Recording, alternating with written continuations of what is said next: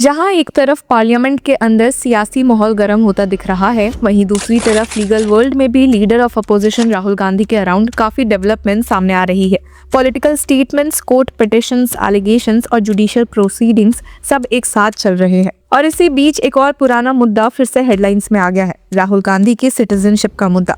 तो सवाल ये है कि क्या राहुल गांधी सच में ट्रबल में है या फिर ये सब एक पॉलिटिकल और लीगल टसल का हिस्सा है। चलिए पूरी कहानी आज के इस वीडियो में समझते हैं और देखते हैं कि कैसे उनके सिटीजनशिप का मुद्दा एक बार फिर से उठ गया है। Hello law lovers and justice seekers, welcome to law Chakra. हम आपके लिए लेकर आए हैं कुछ बहुत ही exclusive. Introducing law Chakra prime membership, जो आपको देगा exclusive access like never before. बनिए लॉ चक्रा की प्राइम मेंबर और अनलॉक कीजिए full potential of legal knowledge. अभी ज्वाइन कीजिए। अब पार्लियामेंट का रीसेंट सेशन काफी हीटेड रहा।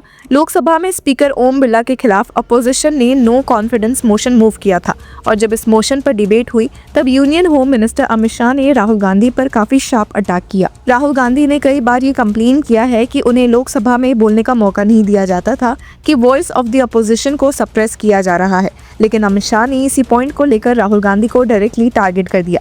डिबेट के दौरान अमित शाह ने कहा कि leader of opposition has grievances that he is not allowed to speak, that the voice of leader of opposition is stifled. I would like to ask him who will decide who has to speak. Speaker, no, you have to decide this. But when it is a chance to speak, you are seen in Germany in England. अब अमित शाह का कहना था कि parliament में speaking time और participation का system clear होता है और अपोजिशन एमपीज को भी बोलने का पूरा मौका मिलता है।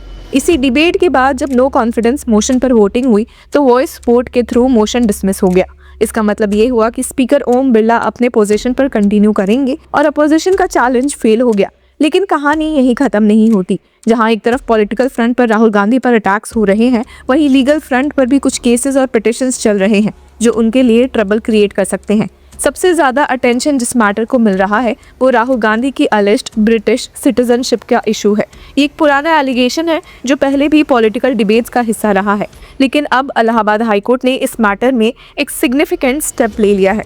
इलाहाबाद हाईकोर्ट ने मिनिस्ट्री ऑफ होम अफेयर्स को डायरेक्शन दिया है कि वो 2019 में राहुल गांधी को भेजे गए नोटिस से रिलेटेड पूरा रिकॉर्ड कोर्ट के सामने प्रोड्यूस करे। अभी नोटिस अप्रैल 29, 2019 को इशू हुआ था, जब बीजेपी एमपी सुब्रमण्यम स्वामी ने कंप्लेन फाइल की थी।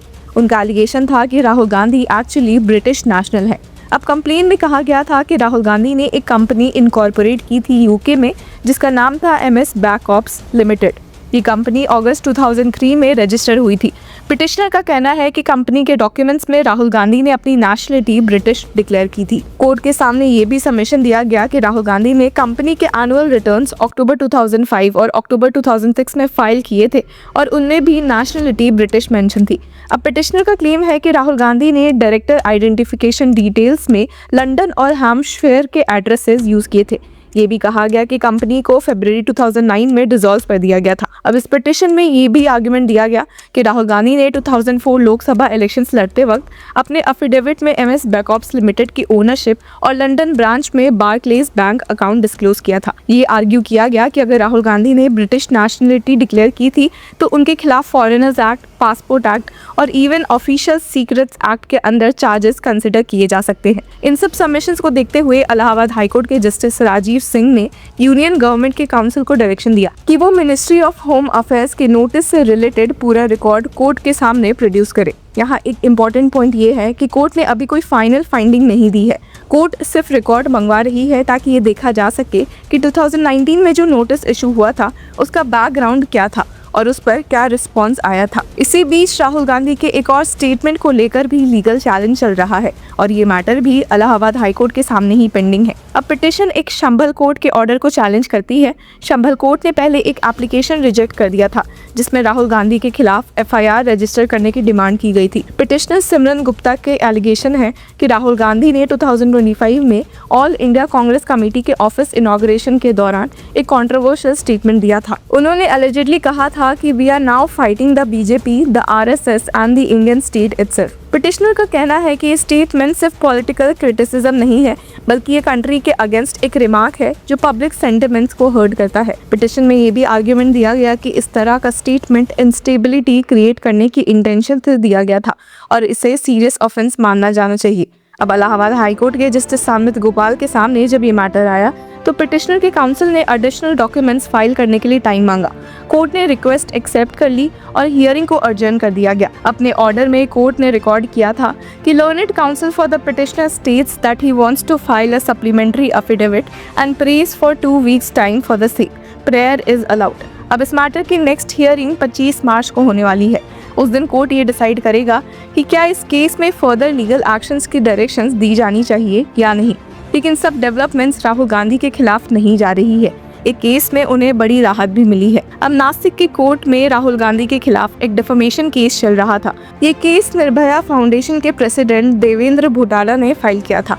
उनके एलिगेशन थे कि राहुल गांधी ने भारत जोड़ो यात्रा के दौरान हिंगोली और अकोले रैलीज में सवारकर के बारे में डिफेमेटरी रिमार्क्स किए थे। केस आईपीसी के सेक्शंस 499 और 504 के अंदर रजिस्टर हुआ था। कोर्ट ने सितंबर 2024 में राहुल गांधी को समन्स भी इशू किए थे और बाद में उन्हें बेल भी मिल गई थी। राहुल गांधी ने कोर्ट प्रोसीडिंग्स में नॉट गिल्टी प्लीड किया था और हियरिंग्स वर्चुअली अटेंड की थी। लेकिन अब इस केस का अनएक्सपेक्टेड एंड हो गया है। कंप्लेनेंट देवेंद्र भोटाला ने कोर्ट से रिक्वेस्ट की कि इस केस को विड्रॉ कर दिया जाए। विड्रॉल की वजह पर्सनल सर्कमस्टेंसेस बताई गई। भोटाला की डॉटर अब्रॉड शिफ्ट हो गई थी और उनके लिए फ्रीक्वेंट कोर्ट अपीयरेंसेस मांगे करना डिफिकल्ट हो रहा था। डिफेंस लॉयर के अकॉर्डिंग कोर्ट ने सेक्शन 202 सीआरपीसी के अंदर इंक्वायरी ऑर्डर की थी और पुलिस इन्वेस्टिगेशन रिपोर्ट भी सबमिट हो चुकी थी। लेकिन कंप्लेनेंट ने विड्रॉल एप्लीकेशन फाइल की और कोर्ट ने उस रिक्वेस्ट को एक्सेप्ट कर लिया।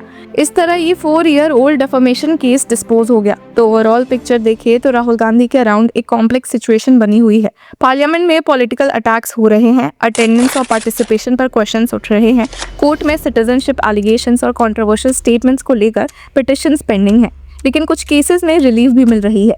पर सबसे बड़ा सवाल ये है कि क्या ये सब राहुल गांधी के लिए सीरियस लीगल ट्रबल बन सकता है या फिर ये पॉलिटिकल और लीगल प्रोसेसेस का नॉर्मल पार्ट है जो हर प्रोमिनेंट अपोजिशन लीडर को फेस करना पड़ता है। सिटीजनशिप वाले मैटर अगर सीरियस स्टेज पर पहुंचते हैं तो वो पॉलिटिकली भी काफ़ी सिग्निफिकेंट हो सकता है, लेकिन फिलहाल कोर्ट सिर्फ रिकॉर्ड्स एग्जामिन कर रहा है, कोई फाइनल कंक्लूजन नहीं दिया गया है। तो व्यूअर्स, इन पूरे मुद्दे को देखकर आपकी क्या राय है? Do let us know in the comment section. Until then, keep following Law Chakra.